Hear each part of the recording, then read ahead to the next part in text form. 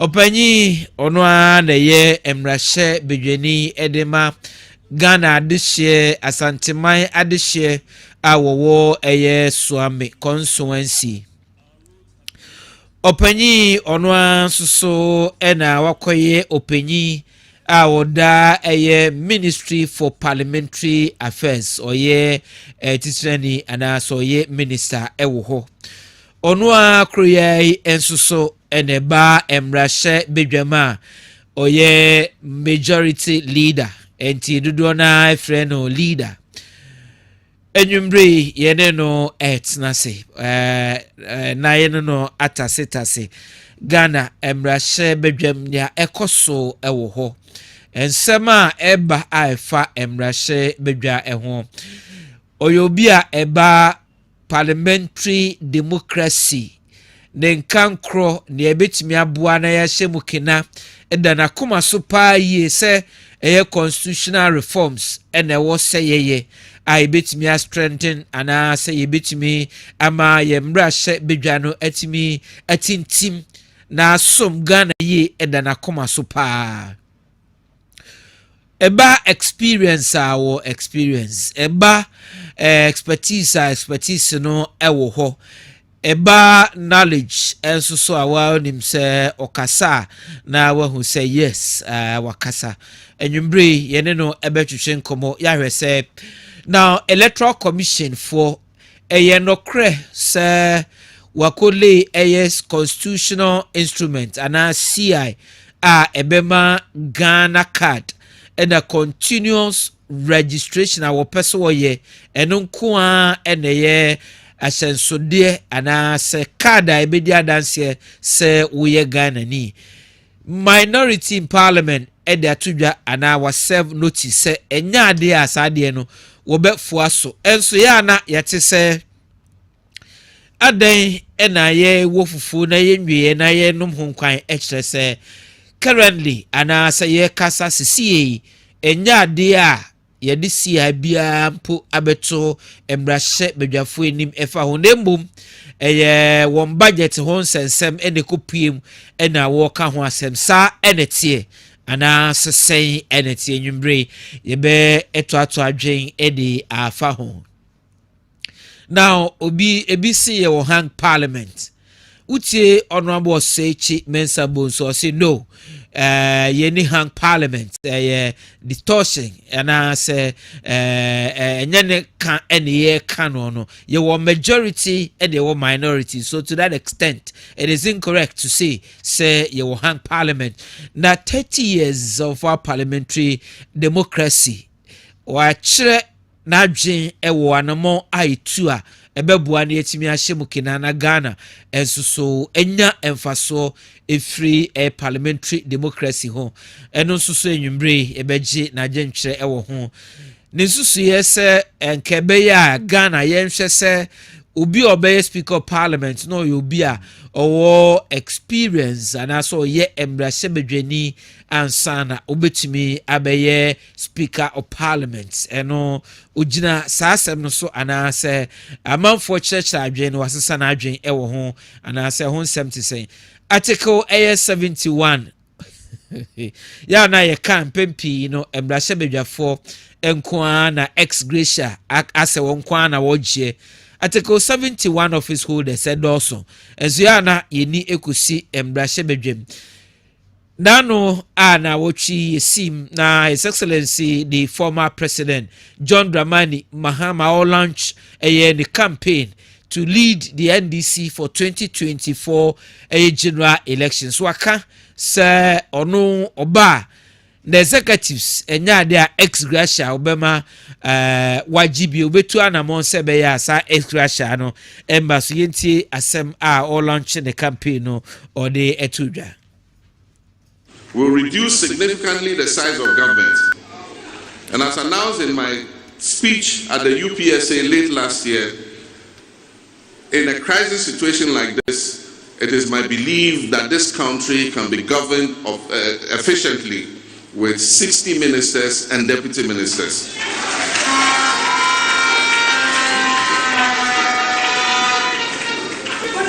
We will initiate and undertake the most far-reaching constitutional, political, and governance reforms under the Fourth Republic, which will be aimed at restoring confidence in our democracy and governance systems while making life easier and better for the people of Ghana. In response to the concerns and calls from many of you, we will initiate and undertake the most far-reaching constitutional, political, and governance reforms that will restore confidence in our democracy. We will continue and bring to conclusion the constitutional review process that was begun by the late President Atta Mills, which will include a review of the controversial Article 71 to reduce the number of office holders under Article 71 and reduce the disparities in privileges and emoluments vis-à-vis the public sector and civil service.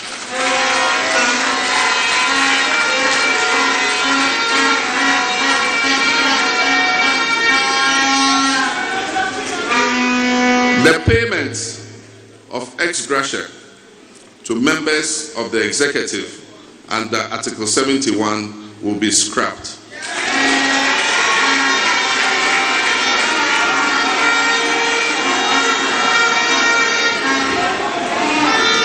And the necessary constitutional steps to abolish that payment will start in earnest in 2025.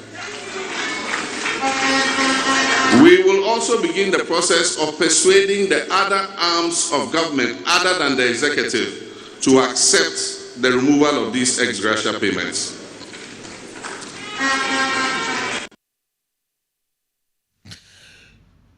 His Excellency, the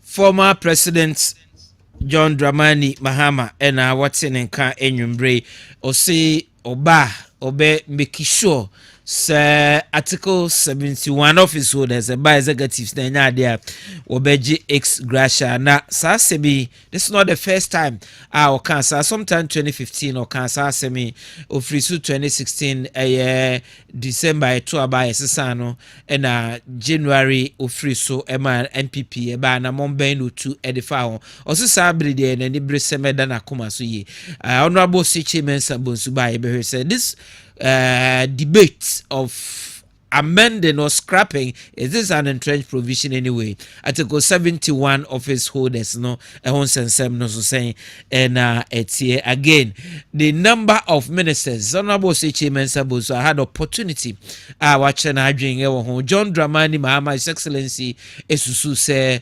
Ghana yebitumi govern with maximum 60 ministers, and also so is an issue that is ongoing. It's an issue that Ghanaians are talking about. Of course, are we getting the IMF deal by the end of March? If not, what happens? And related matters. And you better to bring the fasa and semi home. OT region is our launching of former President Mahama. The campaign Edin Sem Ebeba HSA Honorable Japan Kojo Ono Opening Bakwa Okasa pa Ewo Sasemi Huna Okasembi and also so Sema I generate controversy Ewo Ghana Ewo na Ochintia Sema de Tuja. All the things that we're talking about, everybody knows about that. Government, everybody knows that it is our brother, His Excellency John Dramani Mahama, who should be the flag bearer. My problem is the percentage. In 2016, I promised him he was not going to get anything less than 95 point something percent. And we started it in Volta region, we gave it to him. There was no fail at all. Everybody will want to go for John. Everybody is calling him. It's not about NDC. It's about the whole country. But I have a problem, like I said. I don't want those guys who are coming to have even 2% of the total votes there. So I'm going to tell you what the old man himself, having looked at the physical experiences and having spoken about the economy and everything, what is the spirit saying? In NDC, God has given us a line to follow. If you have never been an MP before, you can't be a president for NDC.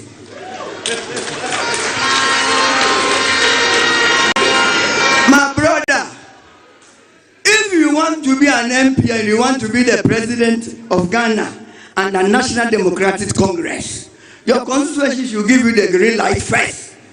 Then your region will give you. Then after that, you have been endorsed. I'm just looking at the people who are contesting Honorable John Dramani Mahama. After he lost his country, we lost our elections, and he's been here from 2016 up to today. Spent all his money, all his time and his energy. At times I pity him. Which funeral won't he attend? Today he's in Ho, tomorrow he's in Sabuba, the third day he's in Oti. People are just sitting down waiting to pack money to come and tell me that I am a youth, 43 years old. Fortunately, the man comes from my own village, Ashanti Mambo. Somebody who even doesn't know the assembly concept. And you know, his first thing, I am not coming for the future. I am coming for today. Who has trained you to come today? Who has given you that mandate? Have you even joined a branch before? Have you been an assemblyman? Let alone an MP? How are you coming? You better join the line. You haven't even ever won. Me and you have never won Ashanti Mambo. So we are not qualified to be president of the country. Abu Ashanti is a no-go area. So you see, I will advise him to go leave. What is the national chairman? Kindly leave that seat for NS Kwabena Kodia to go and fight for the Ashanti Mambo seat. And forget him. He's not qualified to come up now. The next person is also a brother from Kumaru. Oh, Dr. Dufour. Have you won your seat before? Charity begins at home. Have you won it before? Who should do the monkey job for you to become a president of this country? And he's also my brother. I am an Ashanti, you know, Dufour. He's from Kumaru. You have never won it. Never have you won the regional chairman. So you see, the campaign, after I finish with them, the campaign is finished. You don't waste your time. And let's come to Kwajo Bonsu, Ose Bonsu. He is from Offenso. I'm wondering why the Ashantis are so eager to become president. When they are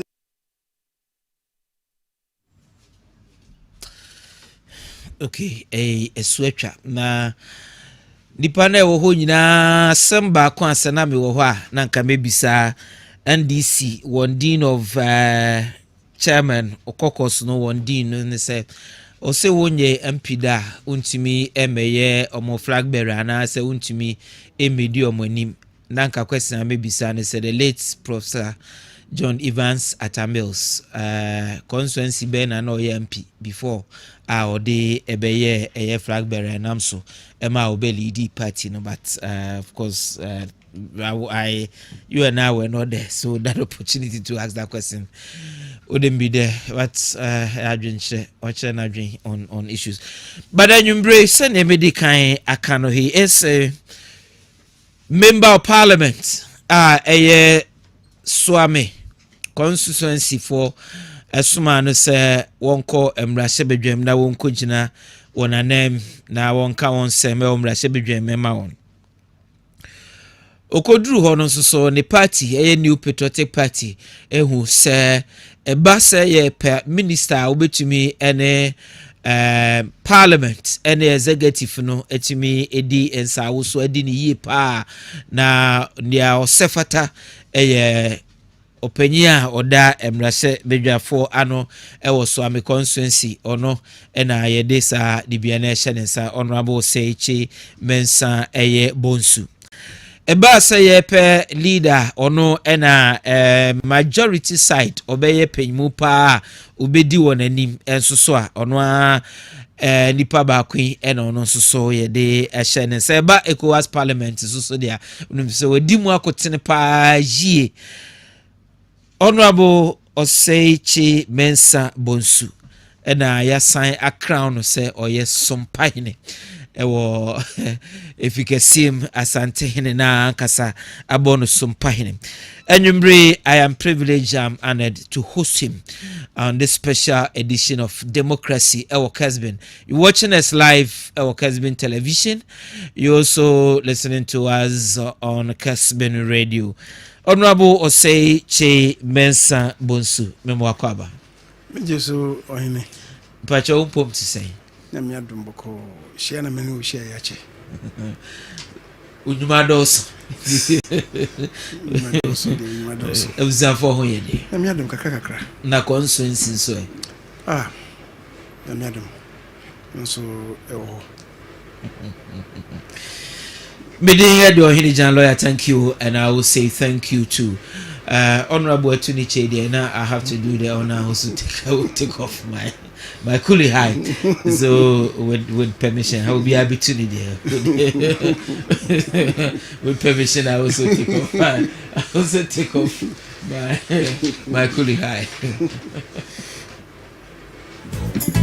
United we stand, divided we fall. Send the Biayana Meta Ekananyumbre, a special edition of Democracy on Kessben. Honorable Oseichi Mensa Bonsu send a medical na honorable constituency na say a hoboko there. The boy there and so I say. Na yes okay. Yes I see no na membisa say Emrasha bedwem so ehoboko de na mi adom edin cross boko sense ubompa yese ntiase enye adwuma kra ebeko wiye no ntiase be adwuma nti trebia na ya yeni pei na twam bakakra ba giri se enko wiye no na bibia akoto okay ye do bo ade ase ye wombra hye bedwa media na men hye ase Ghana for na wotwi ensama efri embra hye bedwa maba yaka ho asempa eye electoral commission ene nentia yenya ese CI bi a wode eba eye embra hye bedwam ebise CI abeto monim ebise CI bia ebeto monim na eno no sen enchemu ben na wo ho echese eho akohia ama Ghana fo ye di ho abobo pi se ase ya nhwe ya Ghana fo bi a wadi emfie dun wotwe ye deny won akwanya se wo be register ones for purposes of say won so eduru abra wo se ye register to aba wo betimi atobi CI ben na abamonim ana se ebeba mu anim a na wotwe yaka ho asema ka ebema yede Ghana card nkwa na electoral commission for beji atum se ubitimi e dey register to aba e wo Ghana yo Ohene medase na mo ufia me ba ha che kakra enye bo apaye na memba ya na aye ebre anopay kra na mo senka memra na meka so mene munuanom bi ahyehye dada se me ba wo ho nti minti mimba ndese modi tu enwumre ya meka se enwumre de me giri se emrepa mu mitme fi yeyi ya me kono no so de na metime wie la so anaba CI a constitutional instrument ye hwe ni mu se CI de officially no amra se bejefi na sa CI no ene ato ne din say Public Elections Registration of Voters Instrument 2022 Electoral Commission no the ombeso bamra she bejefi constitutional instruments it is say orders it is say regulations bamra she bejefi eno no se ba ho adeduonu da baako ye sitting days no 21 sitting days se bia ye ntwamu a na abeyemra wo pese wo twamu a ana pese sakre mu a untimi you say wo de 2/3 of parliamentarians no and wo de beye say adwuma no ono nti no saa ne nhyehyɛ no etie nam enu nti no se bia ase Bronika semu you take it as a test or you leave it. Send your city in Intino and amode instruments. I'm just saying, I didn't know. We can't any Mrashev for no, but so far, Omohe Sani Manoso from subsidiary legislation committee. Subsidiary legislation committee in the instruments and orders, regulations ever. So the Weber Abenoma Dihunkita. We trim porno, I have friend drafts instruments and I be a bill. No. Weber Abenoma Dihunkita. No, almost watch so much. Since Sacrabi, a woman also, yeah. No, Sacra Nadiaba. It sounds like to her, not a horse. And it is a brain a yedua. Or more a dinkita home. Oh, I'm not sure your fee. Ibia 2 year, a faina or more day at the Nabeba.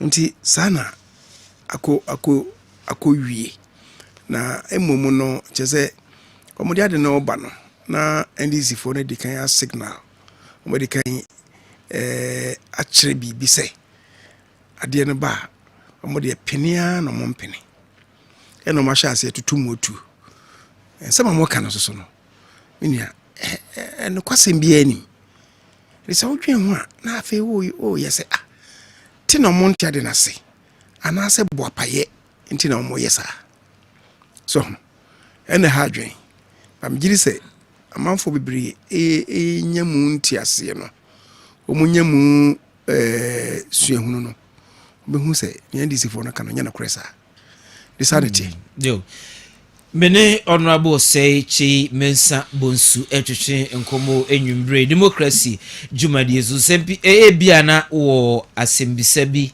ana se timpo bi a opese yedi ho enkita ho enwumbre a ubetumi asende text message e de aba 0551 599933 ana 0551 444-933. So numbers be anyway say a WhatsApp message and a text message. What the befa 055-1599933 or 055-144-4933. Just send us a text or a WhatsApp message. Yeah, to our dream. E de afan sema ekoso ewo embra shebedwamenti. Ona beto wasem na si ya na chese se no se subsidiary legislation ho no so mu ebobo mu eto ato adwen efa ho wie no mbele ewo embra shebedwam 21 sitting days na amacho wie na ababeye embra se beye embra edien na de ba de na introduce ewo ya bato electoral commission ne ya bato nhihye ho asem no emse nia electoral commission omo kano enima ye he no egina nema mienu miensa gidi kan no yese electoral commission say efi na ekro se omo twro edin e de akomo nkrata mu omo modin fedu nwotwe ibia o se etwo din se embredu so a obetimi ato aba na odi akọ electoral commission omo nkrata mu no ne frɛ no electoral register mu no ifi na ekuri no se oba ho so betwo mu din a eso di mfiedu nwotwe a ade a wo se wotimi e de ekire se wo ye Ghana ni na wadi mfiedu nwotwe eno ene ne yefe ne Ghana card no eno kwa no megie ena union ministry for say omo ntiase na omo mankrofo medi aginamu mankrofo bia oni Ghana card ni bi no yema na so ye Ghana ni a obi onim no medi adanse ma sai nipa no na electoral commission say debi Ghana card nko ana ombeji se ahyenso de se o ye Ghana ni odi mfie de wotwe no eno nko ana ombeji nti Ghana card eni se omefe no se eno nko ana ahyenso de eni zifo no se debi ye mpene mamomfa eno nko ana ahyenso de na momfa se obi ba be die gina mu obi ba akire se minimini pass mesi we Ghana ni ntimu ncho ni din momfa eno nka ho etoso bi wo no na omo se ndc for no se omo enim se electoral commission for national identification authority for no omo chro din e free last year bosome nwotwe ni mu omo jai din chro no ne nyina na se esikasem no ensi ya ema omo nhye din chro na se a na wo se wo de card ne nko na etwra omugiri se ema enipa bebre entimi ngotwro mu din ema omunyanga na card no emfa nkoleta komisa ho ema omuso ntwro mu din nti omukire se muka so mu de Ghana card no nko atwro din na ebema enipa bi a wo se omutwro mu din no enya kwan ngotwro mu din brofoka se mu no na se ya disenfranchise wo mo ya prevent wo mo from exercising their right to register to vote. And identification authority for me chemu say eno nso entisa. Nti ensemi mienu miensa no eni asema edefi. It's say no more electoral commission for aba mwenim abechechim. And national identification authority for enso so empanyin for aba enso so edinchiremu aba kwan a obetimi afa so ama wona waka wonya card ne bimpo wenya won so a won de ya take on biodata aka printing a wo be print amom once they are paid and all that we nyina akoguo no ne Ghana fo hwe ni mu ne se sa ye ntiase ene mentime ho ase no ebebe famama sa instrument ba enya sa smooth we na ye hwehwe na na after some penyufo mienu abechirechire enemam ewo mrahye bedwam hoi ekuo ensampo nyambienu because on say let that commission by ena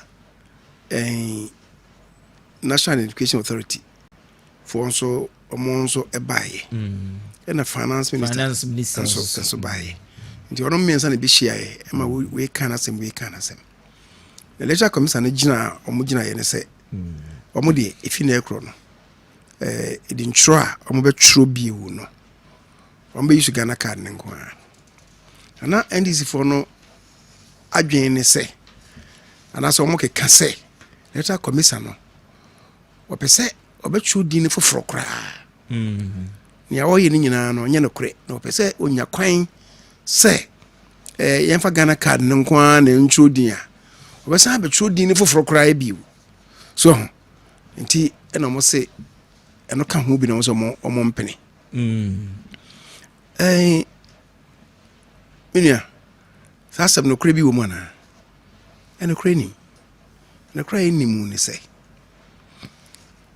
2023 ya ye budget mo ka ho bi ni ye electoral commission no budget budget item bi ni electoral commission wo mo allocation de ma wo mo na e kire se e be chudi mfoforo okay enti sasa na wo kwa abonten koka no wa wonim se be e mpanin se ye nhurudu nhwi asem e na okoka because the bottom line is say opeso ye obeye sa ade na wo se ye man budget budget bi ani ho ye fa budget bi ama no a wo de ko yesa asem no ti ufia abonten koka se let commission no be e chudi mfoforo ska be no mfanye wonim sa asem na wo kana nya no kure eto so mienu eye se edinchro no so mbe use Ghana card nko o se o mpere man nyusu no mfa oma obi emedi agina mu obi the guarantor system adenti na wo kasa o se o nipa bebre o ha omo enya Ghana card ni bi ndi se yesa sa nkrofo no o mbe kachi o mbe kapo chi eno kra bi wo mo na no kra bi anim sasa mo ka no eno kra bi anim adenti na me kasa on say eno nti ye wo parliament aye ka asem no ye nua baako e friend kwa me agboja owo ono ye adakulu MP chinechi president eko ho akoye independence anniversary no ho no on say ho no ne potem be bia okoye no ho na ankasa ya adakulu enye ho ankasa mpu ho no ye koye sa independence anniversary no o say o ni constituency wo ko ho no wo mo ya tro mu di am Ghana card no mo ye mpem mienu pe I say mpem mienu pe dia na chese asem na ehu so and then the NDC was using that to say I omo baby omo hoden wo na electoral commission no any identification authority for na boapa e person omo bre omo suppress omo numbers and also omo bre omo ase okay ka sa asem no wo mrahye bedwem the kojina radio so ekaye nti ema identification authority for no omo ko hwe omo data emu na omo ka chene say onua ada say boapaye binti na wahye de yes apese tumfuturu gu Ghana fo ani omo ya tro mu din wo constituency no 18 years na above no omo ye empem aduonu 20,000 ndi de na wo ka say omo ye 2,000 kuntumpa obi ahye da akotwa na de make say ensema omo ka no anya no kure ene say ohene ye beto aba 2020 no na wo mo a February 2020 na electoral commission for person mo ye limited registration wo mo use Ghana card na nko a I didn't know use Ghana card na nko a wo use Ghana card nko a because samre no wo bisa identification authority for no mo say Ghana cards mo use no ayisu amankro no be o pepenson be 7 million no mu gusu no mo ya de no but as of February no na de mo di amankro ye be 7 million samre no ye ne ane ekoto aba no mo hwe animu se enipa be empim be ye edunsia ne kakra e kompim dunzo ene be chiro mudin na se emu Ghana card no ye empim o pepenson a na o pepe dunsia na beto aba so wontimi use Ghana card no say eno nko ane ahyansode a wode ba ebe omo ma wakotro odin nti letter commission no ka say ono beje Ghana card no so oba ne so betro odin a wo Ghana card obetimi dia ba aya ahyansode ama na mom nya no nko ano be use because na wo hwe say omo ekoto aba na 7 million as against 16 almost 17 million because ya ye be 30% pe ene de cars na ma wo mo what you say ndi untimi ngo yesa and until they use the Ghana card to register people now so they didn't use the Ghana card solely as the only identification card temo yisu birth certificate ni passport no ni guarantor system no mo yesa say aye kasai National Identification Authority for no 2020 no number no I increase ama akoye 17,300,000 amenya numbers no right yes 17,375,000 and 861 or pepe dunson empim ahasa diosonum ena hangotwe dusia ba wo mo a National Identification Authority for no atro mudin no omo ma atro mudin no wo mo a omode cards amma wonom 16,095,000 and 331 what it means is that be 1 million bi womo entimi emfa omo cards ma wo na cards no enso omo print bi enkrofo bi na enkoje omo de omo ya je omo de ni 16,095,000 no omo ya print cards no a omo epemu no omo nkoje cards no empem ahensia duananum 642,403 omo chro omo din omo cars na ready omo na enkoje ye what you say this all they become 16 million and no ho na je say about 16 million 400 and almost 500 ena omo print ya omo de amankrofo na emu empema hensi enkoje ye wo mo ya tro mu din no kwasem say fi August no omo ntimi fa omo cars ma wo mo no eye empem ahenum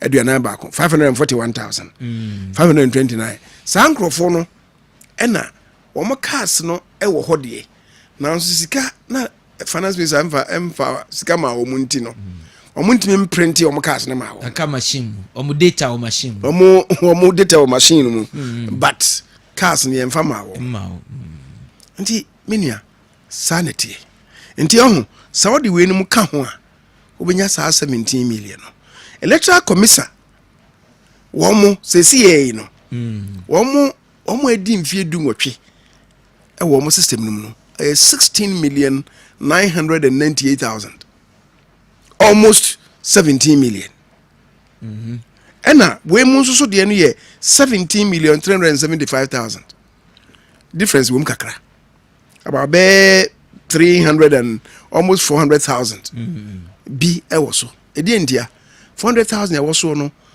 e wo e fene say NIA for ho no e bro electoral commission e die no so no enchase anase enchechire mu wo mu an se electoral commission NIA for no omo register 15 years and above the 400,000 ye omo di mfie dunum from 15 to 17 omo chwo mudin nti it's not as if say we move figures near different omo dey different nti you see electoral commission for no NIA for no omo chwo 15 years and above din ti no say aye ka no even though last year August omo chwo din no say you know omo system no mu obenya omo a chwo mudin 15 years a be mfie mi sani afi no 18 obenya omo a chwo mudin no omnya 16 ebe mfie mi sani omo 18 what you say ntina number ni sasa no okay what you say ntina number ni sasa no now sa department mi twa no say ye di kan ahro ni din be 15 or 16 years and the man card it is a sign department di 18 years eno an so de ne card ebe call electoral commission for ho no mo verify no mo register precisely the problem bia any na electoral commission for no buy no mo projected projection ebia based on your start Ghana statistical service for data no so mo hwe animu a wona ebia efiri sabri ye koya no ebia obedi 18 years obekwa akoye sa continuous registration omo do so buru so pi bia na and this statistical service actually say by 2024 December yen aba no na ye voting population 19 million. Oh okay. 19 million. Say ye wo 17 million. If August neighbor no yen chro mudin. At the end of every year omudi 18 omu 10 18 Ghana henyina womo edi mfie din wotwe no the number is between 400 and 450,000 okay and for 2 years obeya be about 900,000 in 1 million electoral commission womo ebe mfie miensani womo ye womo limited registration no what you say enti say wo fa ne saa wo dey fa ne say about 2 million about 17 million no because next year can home 2024 no can home what you say this offer 4 years no about 2 million about can omo data the register no almost 17 million no 2 million about can home 2 million be can home I say 19 million and why na say OCC obi why na say OCC obi now the question is Ohene ye share edintrase no na ye yusu subokrata kwa ne yusu ɔte ase yɛ share ni ntwase ne yusu awoda krata birth certificate yɛ share di ntwase no ne yusu passport yɛ share di ntwase ne yusu driver's license yɛ share di ntwase no yɛ ma health insurance card krampo ne yusu health insurance yɛ okay say Supreme Court for na bo adnigu yɛ say nyi health insurance free mu de aka nyina no na ne yɛ san yusu guarantor system no what you say na kakra ye kwa animu no ade no wo hwe ne yi ye fe ne say subokrata afiri mu ne yi birth certificate afiri mu ne yi passport afiri mu ye yi health insurance afiri mu ene aka guarantor system ana electoral commission no say se wokọ ye fe ne say wokọ Ghana Education Authority for ho akotwero mu din a wo no aginamudie no wokodi aginamu no wo ho se wokodi aginamu no wo ho ne ma card no se wo ye Ghana ni dia ehia se wo san ba ne ho se wo san bedi obi san bedi aginamu ma ohene asem no ne pono no ana yenuam se da bi o mo mpene chenchena yemfa eno nka ho National Identification Authority for no womo ehwe womo reconcile womo data no with ade for there electoral commission for there no womo amode se wo ba womo ho a obeche odi a wo voter ID card a womo nso womo je se wo ye Ghana ni ntina yama nti Identification Authority for no womo je sa de no wonim womo je no womo hunu se voter ID card no say empim aduanan 44,000 ebi o ha serial numbers na wo so no ya de kro wow yes nti on when home system near robust nti na me etima che sa ankrofo no nti then they tell the commission say ni pass mercy the card on the abano mon check it other say fraud bi no akoye no odi afa card bi because serial number no any way nim dey ya de kro ebio passport so much passport we gana niama passport o ma hu say passport and grofo dey ba no so no empim du ba kon 11,000 passports and grofo dey akono and it's the same serial numbers na was so enti one more system no is so robust say buama yetime weedi out fraud the system no mu wo se wo mpe we na yensan kwa yentena pam dada no mu nti adwen be ne wo trimu a wo kasa Identification Authority for no o ma mkotwotwo din a o mpese o fa ho san kotwo din bi no o ma chi wo no eye empim aduokunu nim 95,942. That's huge. Come on, person attempt some work double registration. Ye hu letter commission system no and yet so robust. And the letter commission for normal recognize almost system no so robust. 95,000. It may win about 5 constituencies. Yeah, that's huge. What I say? We can't move me win about 5 constituencies. That's huge. Would you any crab bit back 10-20 constituencies when you know say we be between the bear 5,000, be the 2,000, be the 1,000 bear when you about bet me when you about for about 20 constituencies. Well, I know what you want. Minia, and omu clear woman in free mu. Nothing guarantor system no. Letter commission, dear no. Dear na omo ye ne say obi ko na okodi agyinamu amobia. Obe na wono akwakotu ndi. Ocho ni dia na we feel like no akogina nchen. Obi ba was yo. We me ni na tifie. Me ma me na ewu, me na tifie and the house number say no bo house number na ma no. I can vouch for him. Metimi agyinamu ama no say agyinamu say we Ghana ni. What you say? No akoyesa. Na ayi guarantor system no obehwe na MPP for MPN for wo ho a mabeti ahurihuri machofo gina ho NDC for machofo gina ho na commission for no are being intimidated. Nobody who na ya church or mudin.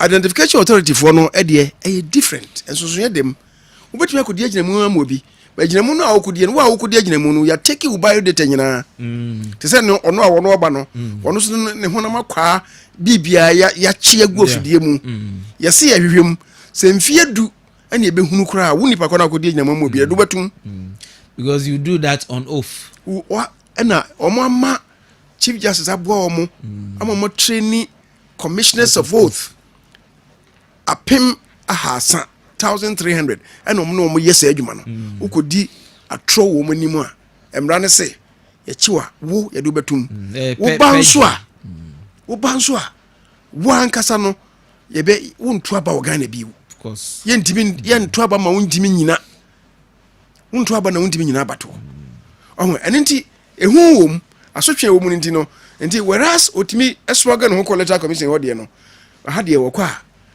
usuru nti weinti no enema identification authority for de no figure no eye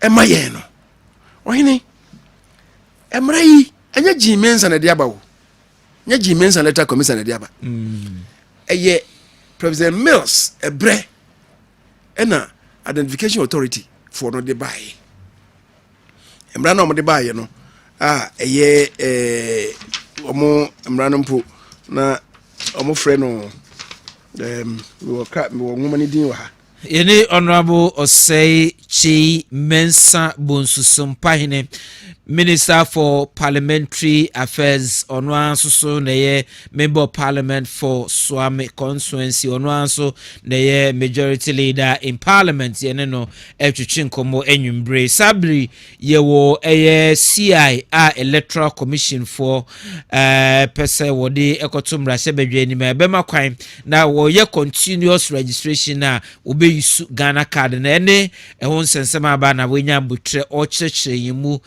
makom wajinchire nsusu ya na sembisebi a opesi ebisa ede ma 0551599933 or 0551444933 honorable na wo hwe emra President Mills abreso mrana wo President Mills abreso no ena legislative instrument 2111 ebae na mrane bae no legislative instrument LI 2111 wokohwe section 7 hono ohene the subcaption hono or say mandatory use of national identity card mandatory jese eyehye bi da so say identification authority card no dia enema also wode ye nti ohene brofo mu no section 1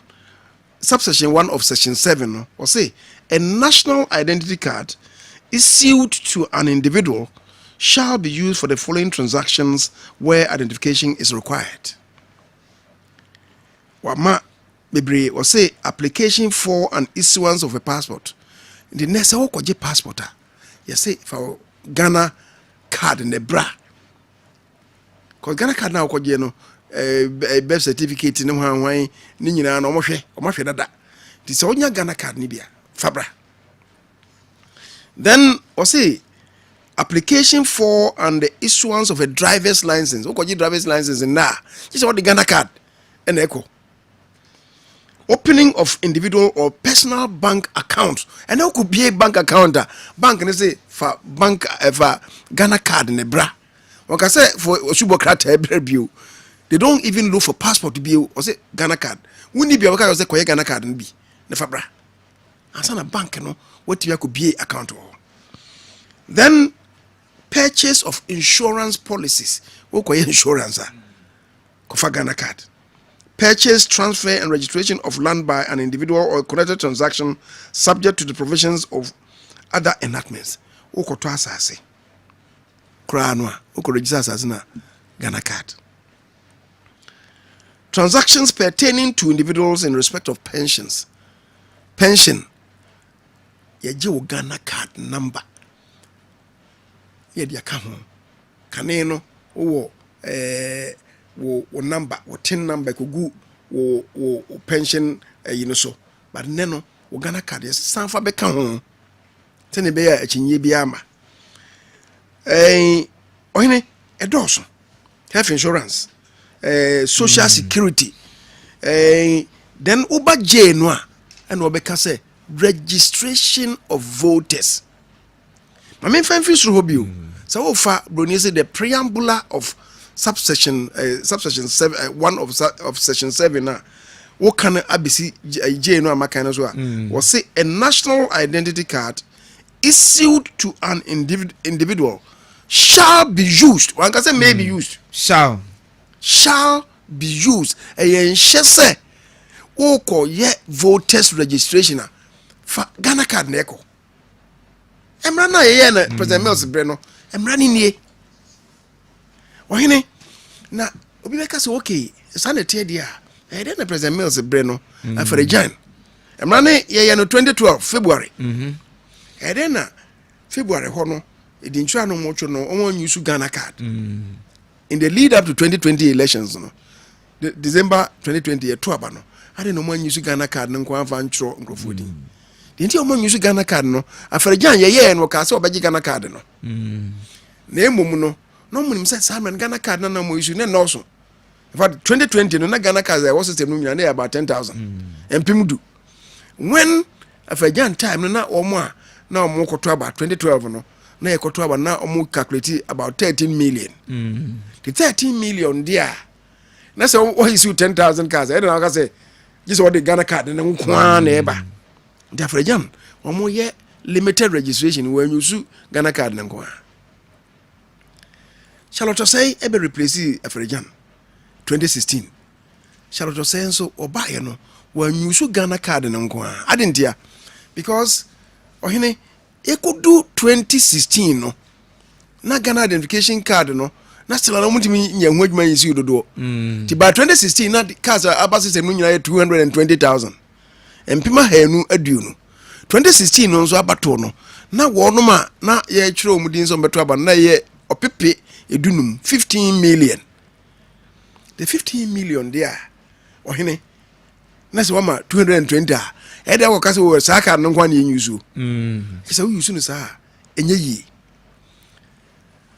raba jimensa ba ya yekoto aba no 2020 no mpo no na Ghana card wo system no na no so won se medika ka say February no mo be limited registration no in the lead up to 2020 elections no ombisa education authority for no mo so samre no omotimi isu only 7 million na 7 million mpo nenu papa na kaka crown na do 7 million February 2020 enti omo ye say okay obetwere odin a wo Ghana card fabra na emom nya no nko ano mbehwe because wo hwe say nipa eba beto aba no 2020 no nipa eba beto aba no in the region of it was just above 16 million almost 17 million so what you say na say nipa omo ewo system no 7 million pe na nya bia na chese wuntimi nka say eno nko ana be depend on anintina jimensa samre no wo mo anyusu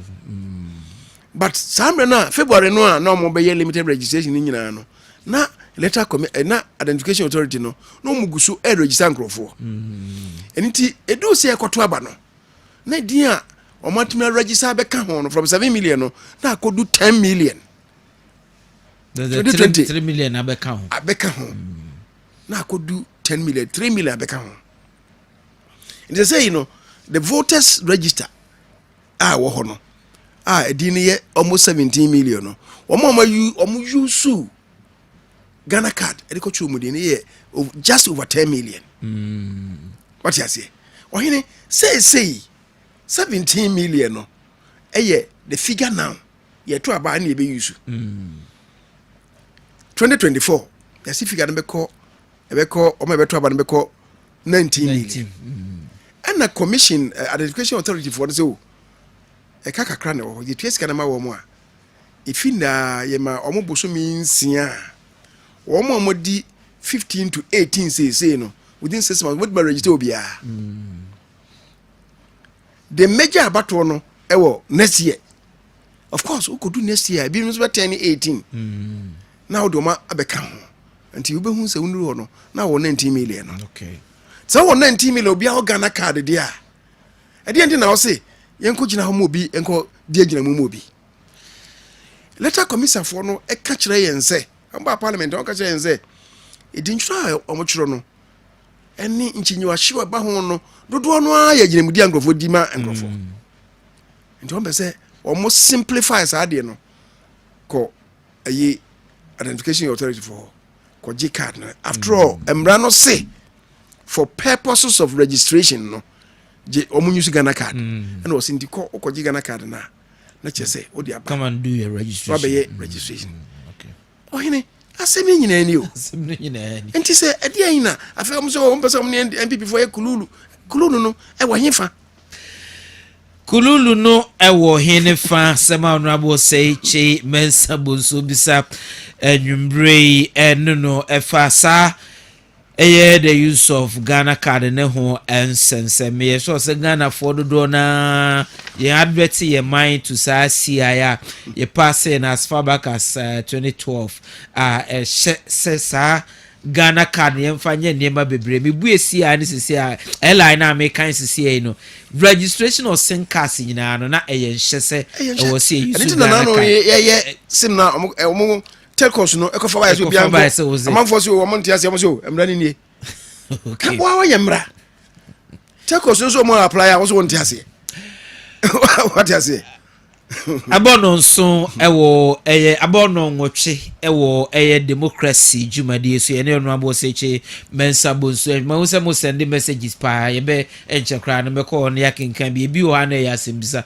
na we yi ano de ama no abo nsa na ye be call the next issue no on the same EC ene CI ehun sensemi concern baako ene say district office of the electoral commission ne be ye biaya was obi a wadi 18 years for continuous registration e was on NDC for raise concerns osusu say e was baby not the constituency headquarters but it should be baby easily accessible to everybody via obi free remote village afi na obe to toma akwa yes and registration and all that nti ebe ya nka isi no and spread no emfa kwa anko driven police station krampu say obi a wadi 18 no etimi ko okọ sa concern no ento asumo oh minia menka se ento asumo eto asumo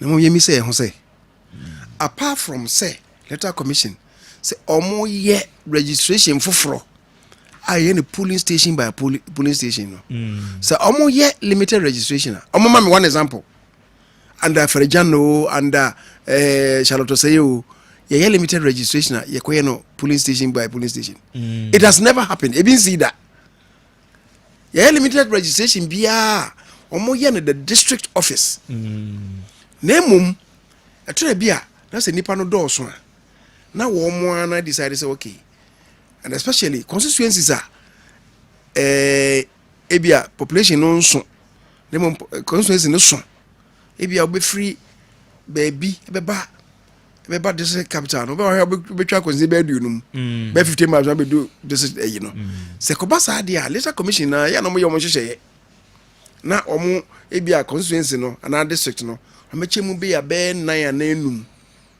na into zones ne bia ye bia headquarters no be sha say wo ne bia next time omo ye bia be nansa nipa no mu ehiha na say nipa na sa no ye say day 4 ye call zombie omo wi a bia me ye bia 2 days o na next time ko zone C next time ko zone C that is what they do the electoral commission for no mra mu no emra no regarding this no omo say the commission shall designate the district office and any place it considers appropriate as a registration center. Okay. E wo mamrem asa na de bia mo ye no. Ni say enei obegina ho se wona omokoya de no se omokoya district capital no nko na esa nkrofo ntwe mu dia. Wonya no kwafo. Wonya no kwafo. Ohene ke se wo botim pa se wo be so otumfu trogu nkrofo ani. Aba ade na ye no. Se ne ye ne de bia. Me ene kwasam ne say sa mana ya ma letter commission sa no me je se bia ho no se ye miem kakra me a wo se miem ne se e bia ye nyina hu se wo mo no na ye wo mo zones no okay zones ni bi twa ka se wo pese wo create zones a e bia sa zonal registration na be no wo be in such a manner say in a particular zone no e bia the last community a wo zone no omunko e bia be more than 20 kilometers and if you like even 10 kilometers ena ya ba ho abetro din no and on parliament bit ye sa na miem ho kakra they say e bia sa na ye ka no fair and fine okay na o man ye say oh sankrofo yi ena mo be sa onya no kwafo okay because na make na mra no ho dada okay but what we should tell them say mo yes ade na constituencies ni be so me constituency enye constituency so esan say office wa me ekokro no ma constituency mienza 3 miles so am 2 miles na krono me 5 miles and they are just 3 miles yeah the length of it the breadth of it no ne tintimu na ye constituency mienza ne kase mu no na basemu no e be 1 mile okay what do you say from anomanye krum wabesi ekwan mu biwo because magazine ho ye ntoba wo yeah registration center ni ho so what you say intino ekwan no office ame from so ame kwan no ho woko news ame so no there's no place more than 1 kilometer what you say me constituency enye typical constituency but bia be come anso kwanta so no obeko ho no tontokrom Kenya go nom no obeye no ho no ebia manso kwanta na ye headquarters be hu se emu ware nti bia yenye no se ebia sa constituencies na eye spread no so no ebia yenye no se zones no be doso okay now it will not even come at any cost because that's a commission for no one more officers no dey adwuma ebia transportation cost na be ka ho omo ye nansa wa ha machocho di na omo connect year the same people na ekoye adene wo what you say nti emfa additional cost apart from transportation na honorable say nye tim de na ye a ebia sa wo kama nso kwanta the whole of that constituency no dipa na e wo ho a ebia omo ye continuous registration on be di 18 at a time on be kwa akoye ye sa de no omo ye sen the point even is adia election commission we ye no if you have a young time no say ye limited registration omo ma time ebia na otwe mienu ne de ye be ye wie na nipa bia ka che so monfa nansa bi nka ho omo ya mo nka because they want people to come and register omo aye na se bia mo hu se nipa wo akiri a obo ye no de be 2 days bia ka ho omo wi ane atopunu num nti akere ya 10 days 2 weeks omo ya limited registration na wie ne atwa ne eno ano no kopense ya beto aba sam na na ye ne man disi fo nka se aye enkrofo bi edi mfie di nwotwa makapu na chi o awuraba yi asma wo kan se de me de ba yi de se mo amekwa na me sha ase a ohene o se obeye continuous registration ya limited registration continuous enti efi da obesha ase na kopim da ebeto aba no kopim busumi mienu before ebeto aba no ena obejaye because amra no say 2 months before registration no before election no and I say 60 days before election no yenye yencho din fufuro biu so ati ase na NDC for so na enti the make an say ba me de chef fufuro kra na eba nobody say omusi an krofo bebre ni cars ni bi na ma koda station ho ni ade koda station ho ayede when you know say the biada obekọ no you will be registered and this can any de no ebio wono mo mabie epono say wodi mfie di nwotwe no bra fa Ghana card na bra na register. How many people never turn 18 in a particular day? How many people? And this just say it is how pray work ra almost say if I say be mfie mienu ni omonye but say what di mfie di nwotwe ebia nti what di be 18 na what di 19 say ya make us say kra health insurance my friends say identification authority for no would di 15 ko je card he say what di say you know kitawo wo kwa you register. Okay what you say Enti enye big deal. It's Big deal. Enti what it's not a big deal. Otini omo kanu a ayi e friend saying na no aye ka ho asem kra ye friend say nua baako ayarega o say ayi article 45 we read article 45 of the constitution. You know, we interpreting say no ape. Article 45 of the constitution say Ohene mayenkan wona Ghana funti. O say Article 42. Or say every citizen of Ghana of 18 years of age or above and of sound mind has the right to vote. Obi a wodi mfedu nwatwe bia. A wadwemu efan bia no. Wo kwan se okoto aba. Na weintino was it and is entitled to be registered as a voter for purposes of public elections and referenda. Weintino or a quain say obekwamia churo wudin say obeko enkwangumanumu na yetu about to be. But enon chere say udi ifiedu nwatwe no na abatu du ha bakoja wose me Ghana ni me di ifiedu nwatwe nti me nti say bia ye de hye bi ba se fa sa hye no so a wo se sa hye no bonkrofo agu constitution kro no ano Ohene article 51 electoral commission was say the electoral commission shall by constitutional instrument make regulations for the effective performance of its functions under this constitution and any other law, and in particular for the registration of voters.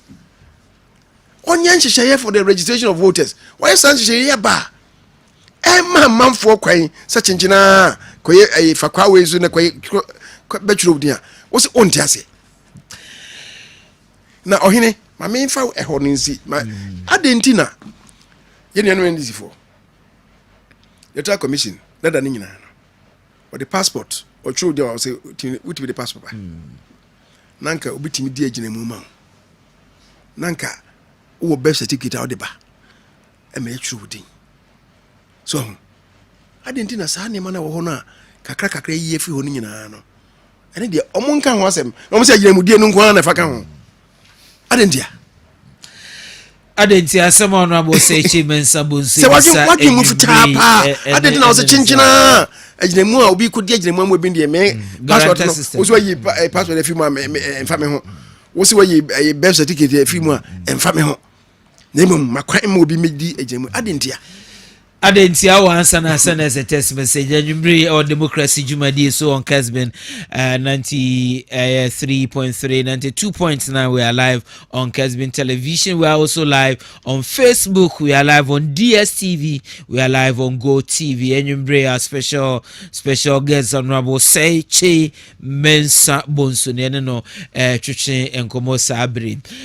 Honorable Mamin kind messages kakra bi na membra the issue of article 71 ex gratia ene ho ensem no za no controversy no na ya hwe no ho asem. Lawyer Honorable has explained upon a Grand Bassam La Côte d'Ivoire, and I will send this message away if you whereby I fa chekebra come din krabeda wasipa eyeye. Lawyer, the basic documents for acquiring the Ghana card are birth certificate and GPS address. If the Ghana card is credible, what's the logic in not using the same birth certificate and GPS address for the voters' registration? The Honorable MP must know that if banks, DVLA, Lands Commission accept Ghana card, those services are privilege and not a right. Voting is a right. Okay, you have not added your name. I will appreciate if you add your name so that yeah, Mr. Sompahene, we need more of this on the airwaves day in and day out. He's a very busy man, but tembia obe reach out to him bia na kwenya wo ha obe church nsemu ede mayem ye be try brano se benya na wa church nsemu ede mayem senia o yes Anwumbre we Okay, so yeah, okay, nti we ye we ano na me. The kind no o say saying. The kind no or say so send ya kenkan say the airline na ye 2012 no na ema kwan na o de say o kwa akoye registration or land title DVL any say na na o hia Ghana can or say ye privilege service but about voting na right nti ade na ye makwan na people when you so or birth set and other things as right senior lawyer onim no right be comes with responsibilities. Constitution na man right no say electoral commission no enye nhyehyeye sa right be boa ma wa exercise so no otherwise any say ayi udi fie du ngotwe bia ye to aba na kwa ko gina ho say me Ghana ni be to aba. You must submit yourself to the processes and procedures established legally and legitimately by the Electoral Commission to qualify to be identified as a Ghanaian. Oh, say, ye can't say no, the run no cano or 5-3 in your back, or ye can't assemble parliament. And was you your friend is saying identity card no crampono. It does not establish citizenship. Name a identification of a citizen. What is it? What establishes a citizenship? The establishes citizenship there, and they say we are Ghanaian. Oma mi awo Ghana. Oma mi Ghanaian. Oma papa Ghanaian. Mi awo Ghana. And ma we Ghanaian. What is it? But how do you then do it? Get yourself identified as a Ghanaian. And then the card. No? Indeed, so here section 1. Of the Mrana Yayeno application for national identity card, the following individuals who are eligible for registration under Section 7 of the Act shall apply in person to the authority for a national identity card to be known as a Ghana card. 1. A Ghanaian citizen. Enti, we a Ghanaian ni ba. You say, una wo ho kwan say okoje card ni bi. Ene de card na ma wo. Ena Electoral Commission say ope Ghana for no atwuro mu din.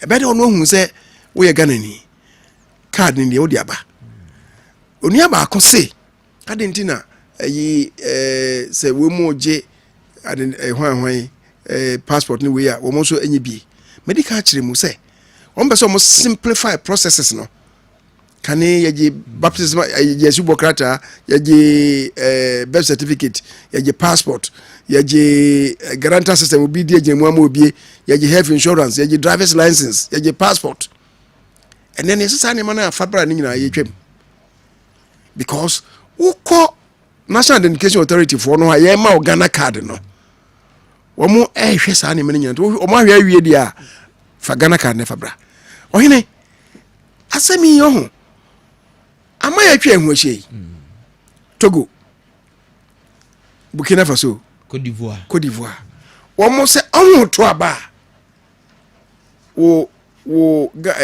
cat identity aye fa ne kalante no ene na wo de ko se me Togo ni what you say na we Togo ni a na eno anu no na chese ya ma kwan ma akoto aba no ama ne nyasa no mo ye ada na Ghana nso pese ye bia obiti Ghana os mempere ma onye nsa okay but you see the ma de na krambo ebo ane se on say card no originally no ye ECOWAS identification card what you say in the Ghana chapter ECOWAS identification card Ghana chapter ne ye no woni say ade a mo ye no they are synchronizing with countries na we ho no this over to Ghana die mu a wo ye Togo ni wo to Ghana die mu a e be pop up say wo ye abeye double deal wa and one kasa na Togo for be chiwo and that is why say omuso so meba no enti die enti na wo de wo say ma kwan na onye wo say the city enti oko identification authority for no say china Togo for me finding out Côte d'Ivoire for be hu no enti won fa ho wo so be fa chire no be fa Electoral Commission die mu wo say the city enti through the guarantor system oyene won dia say Honorable, we so say good evening to you, Honorable. I'm watching the program live. Honorable, the EC processes towards the new registration of voter ID won't help. I am Majid Blackman from Ketampo. Adentina Emwa. What's the Emwa? Adentina Emwa. Okay. Good evening to you, Honorable. That we are proud and satisfied of this positive impact in Ghana politics. So far, so good. He is one of the gentlemen who understands the word politics and what it entails. Long life, Honorable Owusu Adu Francis. Your nephew, late Owusu's son, sends us this message. Now, this one says.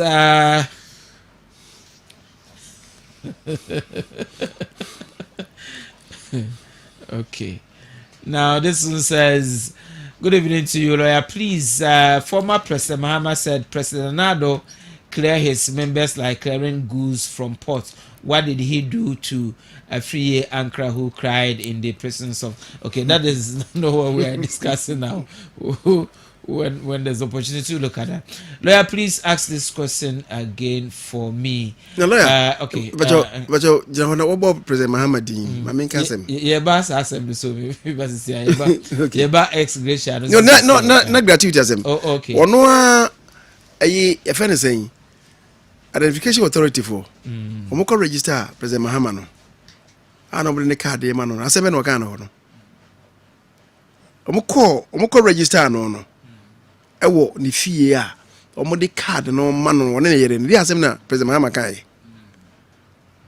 He praised the identification authority for say ade na maye no very good na ewo card ne wo integrity. Now this really will help us. President Mahama asem kai no I feel this asem no ya blacking it out to cry. She say ope asem no kai no say just we privileged class no onye bi. Oh yes. Adentina wono aye register no cancer asem no na the party for some company. Good evening to you, lawyer. My name is Safo Steven from Kuwait, Kumasi. Please ask Honorable that as he mentioned Manso, it's not only about the elections, but we need better rules because we are tired about rough rules because we are also MPP people in Ghana. Please ask him about our internal elections. Ask him about our internal elections. As of now, we don't know when our elections will come on. Ask him, lawyer. Okay. Oh, MPP for yeah bato. Ye di ho nkomo. Nkomo die no ya sha ase wo steering committee.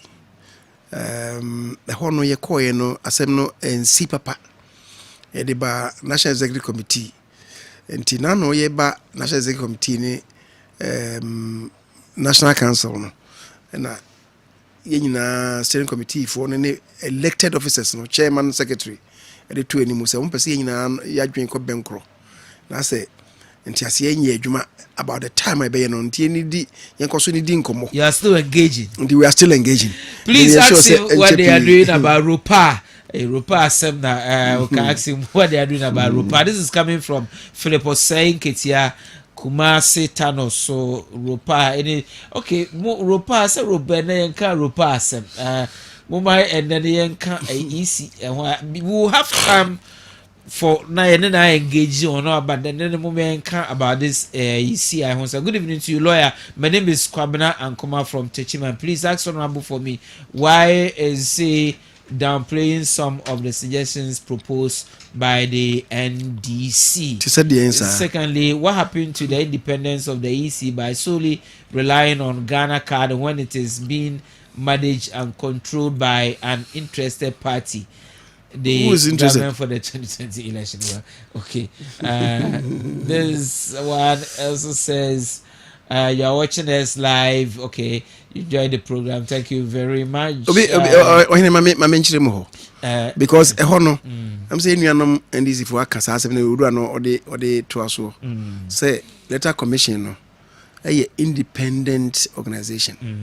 Na National Education Authority no any independent organization. And the then na omo kwaje information every on the abeye adwuma. Nti ase omo functions mu no omo as omo rely on a body independent. My simple response is this: Ghana Statistical Service omo na generate relevant information. Ema ekueku ewo Ghana Statistical Service by our constitution no any guaranteed any independence. What you say? And somebody you what that no. A dear they showed you say nipa say na or say muntimi show dimro this number because this is the population. Nti sa de ma mo de mayen ye bunkunta isika sem ho mo de mayen every year. Mo de come Bank of Ghana. Bank of Ghana ni independent body but if any say Ghana ni nyina ye de adwuma wo.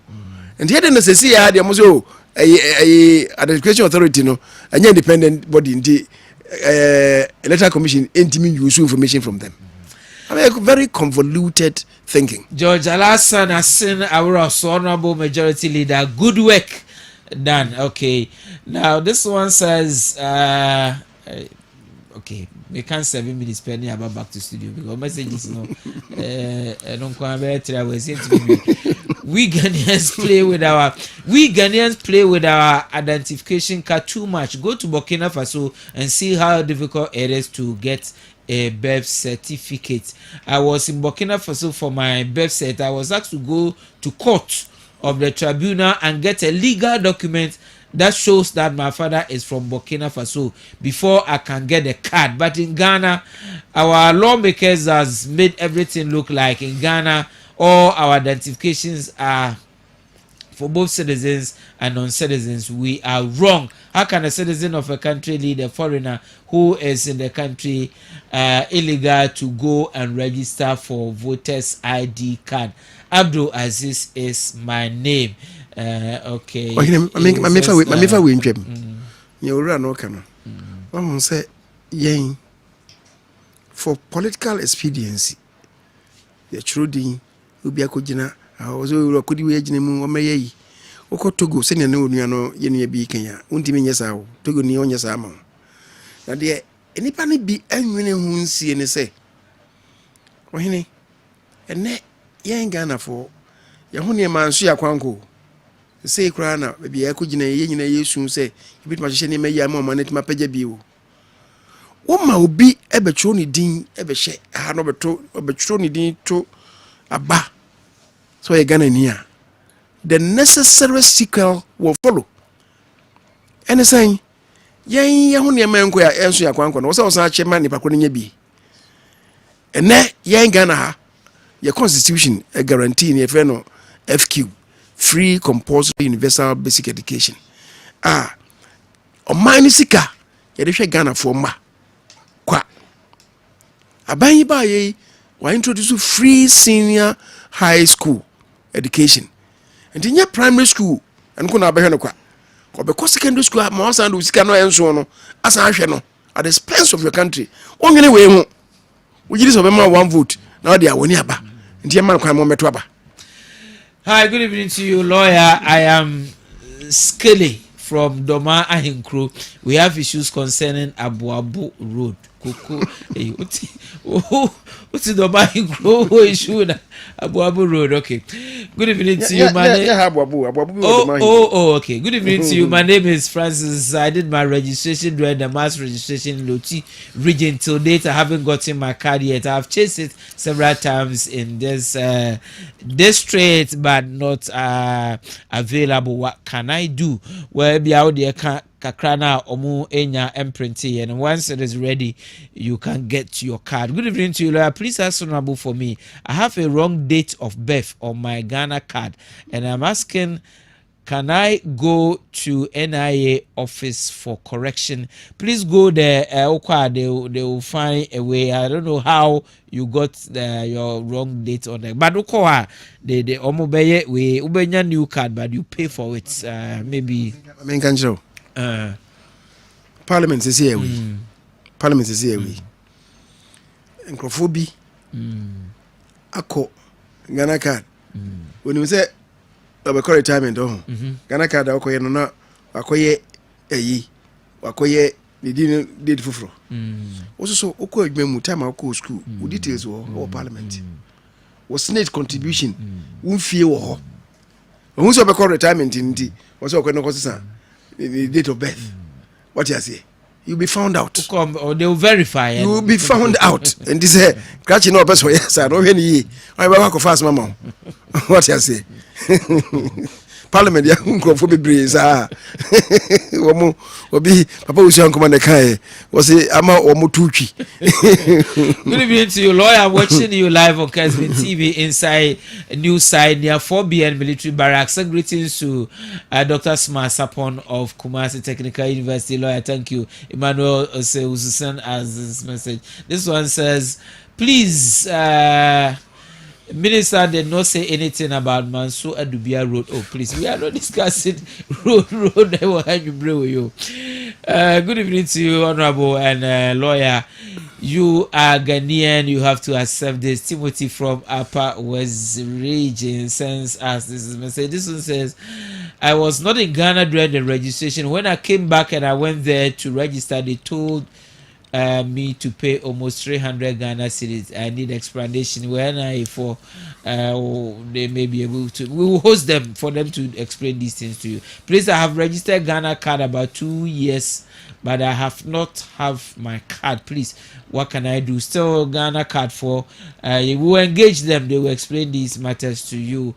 2 minutes and I will come back to the studio. I want to know on what purpose the foreigners being registered to be giving Ghana card. Is it that you are in the country so you get registered for the foreigners Ghana card? Yes, the Ghana card, Ghana one, the ECOWAS card, no, it's indicated Ghana, but at foreigners, and so they give them way, but on the face of it, omo indicate say or a foreigner. So foreigners Ghana card no. E wo mu nchichemu nan. Ye de ma Ghana for Ghanaian citizens. And they were foreign nationals. Omo eni omayimwa. Omo atraha, omo tia. Oye Lebanese. Otia. Oye nejuma waha. Wonka so ye Ghanaian. Ono ye register na oye ejuma waha nejuma nie. Oye nanso oye ejuma wa Ghana. Oye English. Oye American, oye Australian. Oye Saudi Arabian. Wabaha obechere Islamic studies. Ye ma womo Ghana card ni bi. But wo so say we foreign national. Ye to so mienza a foreign national we cumulatively resident in the country for at least 90 days. So wo betra ha odi bro 6 months. Bosome miensa. So now betra ha a change sa my Ghana card ni bi and also indicate also so you foreign national unya Ghana ni ansana Ghana for omo a dual citizenship or American or sign Ghana ni or American passport and also it is so recognized ni amount ibi so obi oye baby ni if your mind be so, and I better Ghana or per se, or yet Ghana or acquire citizenship. So, but baby, no, and also a bitch say, we Australian, and was I Ghana? Was also a Ghana? Bia, Baby Ghanaian by virtue of the first Baby what a Ghana. What you say? All those ones and differences, no, how much they. The card no be sunku. The first so who so be crack card no be doesn't so is a John Mensa organizer Cote d'Ivoire branch MPP card is good for Ghanaians. Why is NDC complaining? Question I will be sir and no enyumbre. Good evening to you, lawyer. We appreciate the good work of Honorable Majority Leader. Keep educating the public about the new CIMR regards to VIP Dr. Mahmoud Baumia, incoming presidential candidate 2025 January. Incoming president, inshallah, 2025 January. I am Nchura Rufai inside Techimai. Okay, thank you for your message. This one says, good evening to you, lawyer. John Mahama has promised to deal with the ex-gratia. Ask the honorable what the alternative is. Okay, is the next issue we are looking at, ex-gratia. Good evening to you, lawyer. Honorable is very smart and I admire him too much. My name is Ochre Dakon Yabua from Volta region. Okay. Now my 30 minutes is up, so I am back to Pamucho. We now WhatsApp messages, young kind messages, and Kasabako but I promise you, Maminko engaging with respect to the ex Gracia. No, my baby kind of cranny. I call the next issue. That is if time permits us, but may try. I'll see how I'll manage. Honorable. Yes, sir. Former President John Dramani Mahama will launch a campaign of voter region. Adebako a waka na wochi abe trending issue pa any say ono oba executive one will be benefited from Article 71 for no nyina no ono no ebehwe say obia enje ex gratia owie yen so no asia ka say wone nso so a woye wo ada branches of government, the legislature and then the judiciary no so ebe engage say ebe ya ye besesa articles 71 no ebe ye free ho na ya scrap sa ex gratia no kra the free ho Ghana for say me bisa say o sa asem na okay the extent say efa ye constitution ne ho amendment ne ho says the all can no dey say oba ye na executive fiat bi obetumi ahwese obi nye but one a wonim say constitutional provision ni bi say nye betesa Article 71 office holders view ewo ho not say President Mahama nye nengwa no kasa asem yo some guys work kan wasempe 2015 sometime 2015 so mo guys work kan wasempe o kan say o say obetwem o ka say ye trouble man oba obetwem zamre no me ka say me ko station B and me can say as well kan no the one of your sister stations I think it was Hello FM and me can say as well kan no president man I say constitution won kan because what higher president there but untimi ntwem because Article 71 provisions a part of the executive provisions and executive in the chapter on the executive ni nyina no ay entrenched over so samu ba ko a kiso ko referendum enti me kan asem no e ma kire no woni we di hon ko mam kan asem masa wati kura o na afedi okaka biwa afedi wo se okay oba be sakremu na oba yesu oba ye na no oba be ye the necessary oba take the necessary steps it means oba ya no be referendum I think if you ask me if you say we the president will be because practice aba just say when if you you're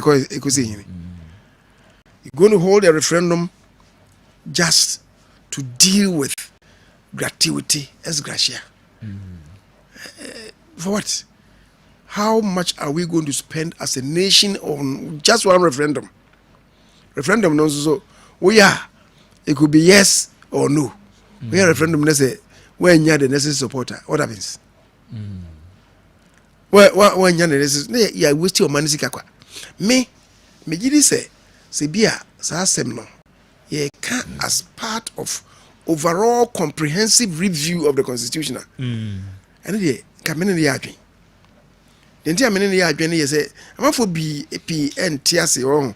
Ti fie na bia ne ho ha de bia. Ndi president Kufuor ono oba he no ka say sa gratuity asem no. As gratia asem no. Ka yenye no in such a manner say say committee bi e betie no ho. Yeti committee a ehun nya say fie na bia beti committee foforo. Ga yenti committee baako omo wia yam built in the necessary mechanisms say ebia after 4 years president foforo beba no and I say president na wo hompo no to aso a na ya pull the triggers ebia okay adjustment bi o ha was dey ma maybe depending on inflation, interest rate, currency depreciation, whatever yam fa no work the cost of living in the country yam fa no work on na fe ye ma the necessary adjustment na we fi so ya man say we ba o so be say so what you say me say ono so dey o dey buy even though it's not be able to implement it but na president wakasa asem no pay President Mahama ono obaye no de wono want to keep measures bia afi no wakasa. But the point is, can you constitution no eka say sa nkrofo na wo no, especially ministers, MPs in particular. I know mo ba asem no. The MPs and ministers are contract workers. Contract worker biya no say we any contractor or adia de eja na kwan.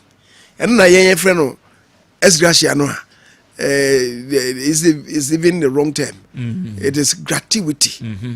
Because esgracia there say obi enye bibi ma o obi na abes aba wo na wasum wo na ana say ohun obi golden handshake I don't know if you know es gracia gratuity there is end wa any na wode man wode jana kwan so but I'm saying that contract workers near dem awom do we ni dwuma what we can say me fa de say ne fata wono ema wana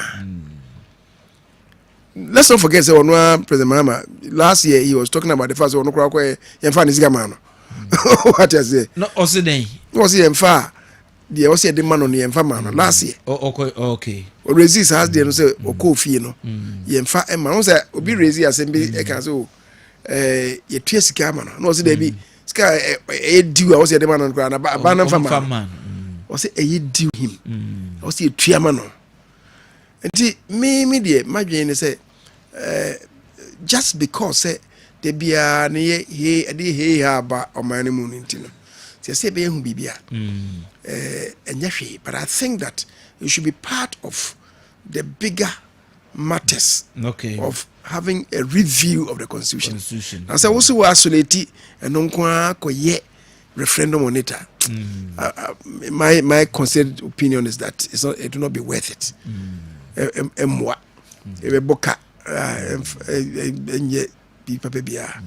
are matters that we should be talking about. The size of the size of a buy.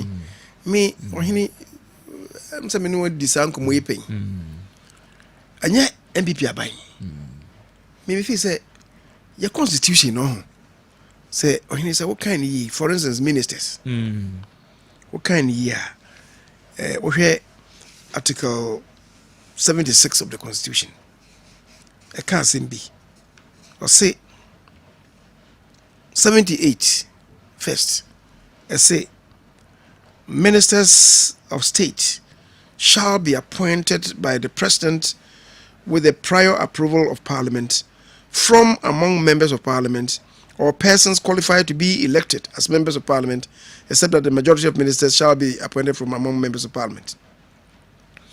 Over 2 no 78 2 no or say the president shall appoint such number of ministers of state as may be necessary for the efficient running of the state. The aswa for president power omo no. On hwe se mbeba beboa no.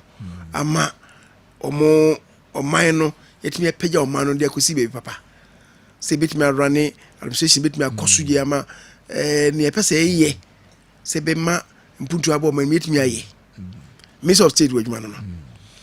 Se oba Article 76 na non related to cabinet na or kabibi or say the cabinet 76 2 no the cabinet shall assist the president in the determination of the general policy of the government. Shall assist in the determination of policy. Ohene say aban ede emra the trimpo no efe bill eba mra hye beye mu a the trimpo no ade na opese ode mra ne beye no policy no enna ode hye ne efe memorandum no mu no so enti the principle the mischief I wo ha opese obe kio no ade boni bia wo sese mu opese we be sia no so eno ni policy no a ode eba no na constitution say cabinet for no na enye saade no and the cabinet no o say number is saying I said there shall be a cabinet, 76-1. There shall be a cabinet which shall consist of the president, the vice president, and not less than 10 or not less than 10 and not more than 19 ministers of state. The cabinet, you know. So I was the president for more. And you be also for 10 ministers. Now I also answer 19. Now you fat 19 as maybe the highest number. Maximum.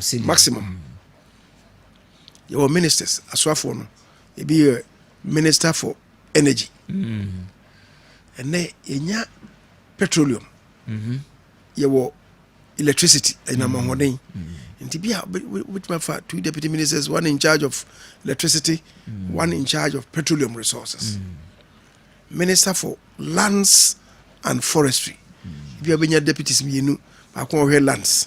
And so I can't hear natural resources. So, Obenya ministry, Ibia youth and sports. Ibia Benya, be in charge of youth, be in charge of sports. So minister Nankasa will capacity and as in leaning towards sports. If you be a deputy, or be boano youth. Obey the son. There are some ministries. Obey here be a one deputy. What you say? Yeah, some of the ministries are being here just one ministry. Trade and industry. Trade or industry. Finance and economic planning. Finance or economic planning or so. And if you don't need deputies. So if you have been here deputies could be you know. The point I'm making is that even if you went for 19, let's say be offer 2 you cry that then would mean say we now would need 38 plus 19. That would translate to saying about 57. 38 19 will give you about 57, right? Then you have your regional ministers, and then another near wabe actually say the regional ministers. You don't need deputy ministers for the first time in the history of Abasa. Now you have 57 plus maybe a 16. Where are you heading towards? What I say? Where are you heading towards? You are heading towards 67, 57 plus saying 16. Oh, that will give you about 73. It will give you about 73. You will who say 73? I am. But the omunye ain't here 2 no. Maybe you can operate with about 70. But there's not been any government. Some next 16 will be anywhere about 16 regions. Kufa do I mean 16. It is 6 are become. And if with 16 you meet me say the Americans say about 73 or less than. No, I what become. The 16 I can 73 no. What you say? And now what is it? Say the Americans are here 2 no. Also be free more. You can operate with about anything between 65 and 70, in my view. In my conceived view, you can operate with that. But that is even with the 16A. And then, you know, now me say there's not been any abaya. 16 regions in Bomba, you know. Maybe anywhere by or less than 70 ministers. But I'm saying that with that, you know.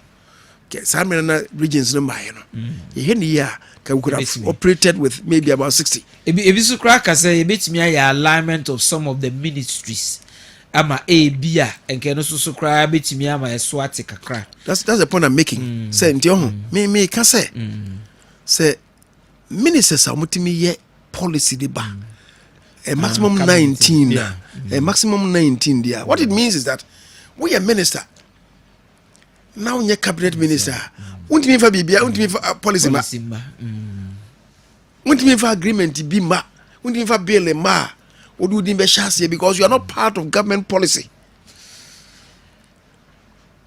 What did I mention? And you see the combined effect of 76 and 78 we should tell you say and it's all call Unya cabinet minister, you have no business. Business being a minister. Okay. You have no business being a minister. That is my understanding. That is your understanding.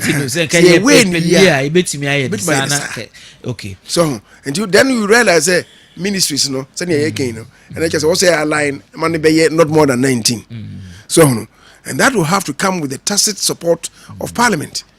So say parliament is make say okay say near penoa. Ne yebet ma yemra e dia to. Even say yemra na say ntia any constitution ni mu and then that review na ye no. Yebet me incorporate your constitutional review no. Okay. Say e bia president and ministers now bit for ministers provided say number of all ministers any more than say ebia can say ubetumi anya size of ministers I be omoye be 70 and I am found say many mathematical calculations that went into former president Mahama or say onko beyond 60 you found say you are even operating within 60 ebia can say 60 ministers fine. But 60 no the regional ministers can one that's one can well so can ministers let's assume say ni omnya be kan but people have said say it's not so much about the size of ministers but efficiency. Other efficiency no so and then also other areas say ebia corporations and other places no be corner with 3 deputies any we no nya da okeka boma CEOs nya da de be ubetimi anya executives we na so bloated you have 60 ministers but the other sectors now want the right to appoint CEOs then the deputies near that but when now what me spread them a cover we am the cost we no will be so high yeah debate na ka comprehensive debate be cover all these areas including even ceiling in parliament say you go beyond a certain threshold in parliament and also I agree and I make say the president America no yen situated within the broader ambit of a much more holistic constitutional review. I agree say there be a me parliament because say maybe a Jan time no we should have gone more than 200 na beto no this ain't go more than that but before buy no what they in fact constitution 1992 constitution no the number of seats in parliament 140 and I just buy no increase to 200. I have always insisted so that 60 number can it was to provide a cushion for Rollins because some years had a new year also not Rollins say on the he doesn't believe in a party democracy until one of the multi-party democracy one can say hand over just another be creative or no is hard a team na no down no call around to collate and be creative additional 60 constituencies every no 3 weeks pepe na president Mahama president Rollins Becker say am for be persuade no enti he has agreed so be lead the party what you say before then no this was provided to do a cushion work for President Rollins. Yen MPP for buy as if say person appease MPP. But anybody 30 become the 200 you call 230 and this buy and almost 45 become money 275. Where does this obtain? So the way I find the war. Why they pay anywhere it is and ka China no can ka China and members of parliament 100,000 what you say but it's not like that. It's not like that. We should have a ceiling. This calls for another program discussion because your time na kaka krebi but the messages was say it's been boss before I be sorry so it was say we engage you thought on these pertinent constitutional issues I call for consideration.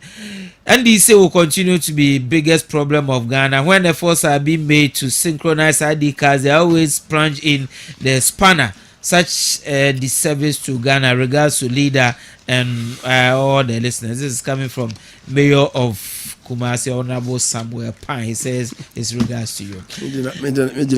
There is nothing impossible. It is all about choices. You choose to run a referendum for the creation of regions and elections of DCs. He has chosen to deal with ex gratia, and people should tell us the alternative. Eric from Brekum sending us this message, interesting one. If you don't have this card, you can't work in London. Okay, this one is also sending us this message. This one says, Lawyer Ohene Gyan, good evening to you and your panelists. Indeed, this man is a teacher of the Constitution and he is a lecturer of the Parliament House. Okay, this one is coming from Lawyer. Thank you, and I thank you to Nana Chiriwa Siabo. Okay, Bimpom Macro. I'm sure that's the right word. Oyibo Boatin from Yerebehin says, please ask Honorable for me. Is he interested in the running mate role to Dr. Baumia? Or he will contest for Swami seat again? Oyibo Boatin Yerebehin. Honorable say Chairman Sabosu has said a lot. Nanado must cut down his appointees. Don't sleep until Mahama wins. Something from Kwabenya sends us this interesting messages coming up here. Okay, Malam Ahmed says this one from Subin Hill Compound. Ohene Aruna Edrusu and Muntakawe. Oh, okay. We're not discussing them this evening. Lawyer, I am Nana Owusu. Please ask leader for me. I heard minority groups saying that they will not allow EC to lay the CI. What does the law say, and what would happen to the CI? And this is a critical question. Say, also, NDC for so Emma only CI now. I don't know. Embrano saying it here. A quambe so no some penny. Someone can acquire some penny.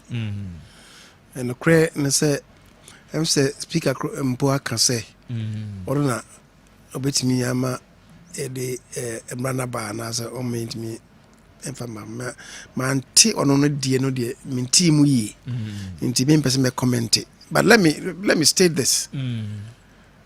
A letter commissioner. Some of the instrument bar to say commission for human rights and administrative justice. The constitutional creatures no. Some of the emrebi bamra shebe fear. Because omuni audience or parliament intino. The leader of government business and a deba. In this case, your good self. It's public business. And is sent to parliament by the leader of government business, not the speaker, not the minority leader. So because oh ma de ma mentiase. But speaker de no say the makano. Minority for the Martin or Mokano. Did I know? Yeah, meeting or parliament me can ho. When Obi can say they will not allow that. Let me say the parliament for the record. Let me say a crime benso. And I won't allow.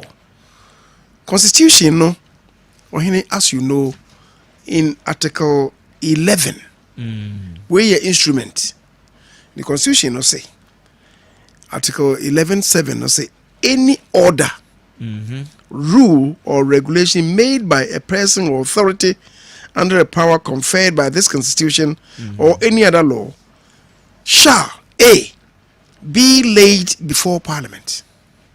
What's it, Emrano? Shall be laid before Parliament. B, be published in the Gazette on the day it is laid before Parliament. And C, come into force at the expiration of 21 sitting days after being so laid unless Parliament, before the expiration of the 21 days, announce the order, rule, or regulation by the votes of not less than 2/3 of all the members of Parliament. And you say Adiano, say ye deba Parliament 21 sitting days. Na say opa say utwemu a ye betumi atwemu. It make say man me emra. Na o ka say man me emra dia na ohia ye o dem ho 275 no. Uchemu miensa na utum mienu sa number no na ohia say obebo ade na gu. Sa na constitution no kaka. This also open see an dia. The constitution no can article 11 clause 7 sub clause C no. And apply. And then parliament is no yet them run the edgema. And yaki nye patapazemo. I'm ready edgema no. And so eka saying na emrano can say ebi up say would bibisa eba parliamenta. A crime bench now the beba. Say also you should due process. Due process. And so now per se. Yeah, open so de we no ba. Yeah, order no. Orders no, order 74. Say a paper which the instrument is a paper or deba. A paper may be presented to the House only by the Speaker, the Chairman of a committee, a member or a minister. And the Speaker not timid paper eba. Ono any paper or timid ba like be or the statement be ba we are say me lay paper no e dey to timid ba. And I say the chairman of a committee, and I say a member or a minister. The 75 no say, as soon as sufficient copies of a paper for distribution to members have been received in the office of the clerk, notice of the presentation of that paper may be placed on the other paper. As soon as Mr. Speaker announces papers for presentation, the paper shall be deemed to have been laid on the table. Okay. This is a papers. I don't know how they ban. Here 275 for every member of parliament. And here before a library. Speaker, I say a money be. And he said normally 275 would be 300 remember. But 300 neighbor. What they come clerk. Say me sufficient copies are bar. He notifies me as the majority leader. Na ye share other paper no so. It do say a lay paper no. And I say speaker Becker say papers for presentation. Na me ma sorry, I can say paper we if we share we neighbor. As simple as that. The speaker himself deemed to have been late. Is deemed to have been late. Okay. And so because I mean member, mentiasi. And I make say my TC speaker say paper bibeba ejina no so. And that's some maintain imu on. I don't want to rush to comment on that. Okay. Say mom say speaker mom can say one that change also my paper the speaker would have gotten it wrong. But I don't think say you drew. Ejakwajo Vice Chairman MPP Dallas, Texas. Good evening to you, my brother. Okay, my regards to Honorable Chimen Sabozu. He has a very beautiful picture with you at one of the. You visited Dallas, Texas. Okay. Ejakwajo, and okay, he's the vice chairman. Vice chairman MPP Dallas, Texas. He's watching us live. He's reciting. Okay. Dallas for 4 years. Yes. Texas. Yeah. We have the picture and the picture. Okay. And he says President John Dramani Mahama has been the biggest beneficiary of ex-Russia in Ghana's history. He took in 1996, 2000, 2000, 2004, 2004, 2008 as member of parliament, 2008, 2012 as vice president, 2012, 2016 as a president, 2016, 2023 as ex-president, and he's still chopping. He has a lot of he has done a comprehensive research about this.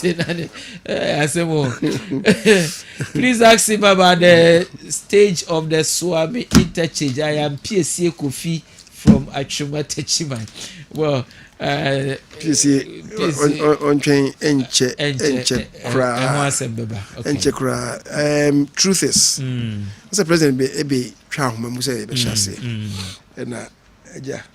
It's a saving so by LED into IMF nafi scanner may be free but no more to Germanasi. And Yamin Chadi. Just say Emma and a beba. But Yamin Chadi. Scabi and Kedekoe at the food being so better. Sadiano. And this one, Diano. Some DNA much more of an agent matter than Eno. The Abana decided to say, ye be fat, so it's can be a question. So I'm just going to buy it. Oh, okay. But the whole thing is that because Okojizikano, also de kwa, Okojizika so de kotoka, Okojizika from so de koyefu. No, scan how they abemu as no, Ska also de kotoka. What food you Nessa was me because yeah, funa. I don't know. Misapplication. I know. You see, I said call Parliament. And the good news is that the good news is that process is we can start the program. I'm saying I answer so many people question and Omubisa and your brain. Yeah, no say vice you be call running mate and I say running mate.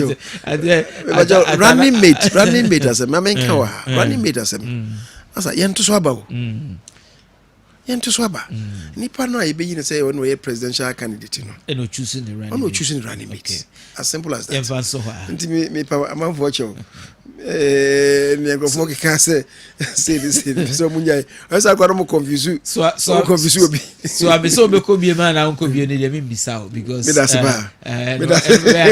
another conversation another town look at that. Lord, please, please, honorable say Kessben to say regards to Ghanaians. Okay, and Pamucho messages no me pacho say ba na ba but ye bre no so me hwe me time no time I dey ma me no aso ewa abo enonkro apa onsi ma me ensakra I have to run away from the studio. So honorable say Kessben so I can give you 1 minute to say your last words and then we'll run away from here. Our time is up. Oh, Ohene, my main fact so ma TFO official pa because them say me ba studio no sa program me crowd them say you sure say be film you no film and say crowd me no yes our program nti my main fact kwan so na me man for mutie nyina official pa na me encourage Ghana for say baby ye draw no yes more than now so asemi rozo na waka wenya me ho yenyina mompae menim say aban no etutu na namo asisi but bibia nso nyame ewo mu a ene wie mai de ye mompae pa ema aban mu fo no na ade ayeye no nyame no anso ebema asiye amaye. I'm very hopeful say afunu kwawie no Ghana fo behunu say anamo ama no sie no apagya emudi akudu baby papa na fe bibia ye bia nso no yemfa abotre no do enye Ohene ye nyina se ne champion je ne champion no kan say we are one people in one country we have a common destiny so yemfa kuma pa enye ade bi ho na nya yensekire no nka na so wo kan asem na wonim say ade na make no ma sheda me ka sem de atumfutro gungrofo ani na wo jai so what you say because and okre se ne mbani ka no te say coke wo do nsa share insuo wo de nsa press share insuo ase a wo sa pepe chine wo gini ya no okre beba soro ti enka mom ne enye ne ase na efata ama man no na amane ntimi mpagya go se bia nyina pese kodri no Vandals who say the truth stands. Right. Okay, on that note, thank you so much, Honorable Osei Mensa Bonsu, who is the Minister for Parliamentary Affairs. He is a Member of Parliament for Swami constituency, and he is the leader of Ghana's Parliament for the majority. Good evening to you, learned friend Michael Adu Dako. Blessed endeavors and enjoy your weekend, my brother. Good